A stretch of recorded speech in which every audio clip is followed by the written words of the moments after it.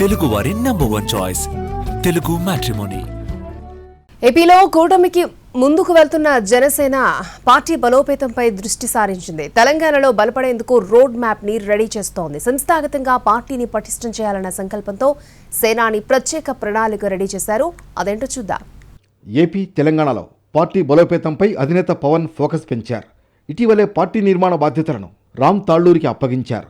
Local body ఎన్నికలే లక్ష్యంగా జనసేన వ్యూహాలను వేగంగా అమలు చేస్తోంది.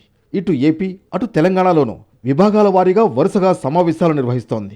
కొత్త లీడర్షిప్ను ప్రవేశపెట్టి రూరల్ నుంచి అర్బన్ వరకు పార్టీని బలోపేతం చేయాలనే లక్ష్యంతో ఆర్గనైజేషనల్ స్ట్రక్చర్ను రీడిజైన్ చేస్తున్నారు పవన్. ఇప్పటి వరకు తెలంగాణ ఎన్నికల్లో బరిలోకి దిగని జనసేన ఇక నుంచి స్థానిక సంస్థలు మొదలుకొని అసెంబ్లీ, పార్లమెంట్ వరకు ప్రత్యక్షంగా పోటీ చేయాలని భావిస్తోంది.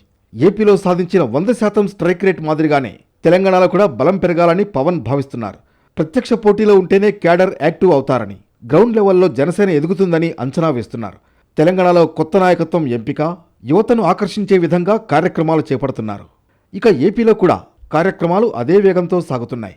నియోజకవర్గాల వారీగా సమావేశాలు, సమీక్షలు జరుపుతూ లోకల్ ఎన్నికలకు ముందు బలం పెంచే పనిలో ఉంది జనసేన.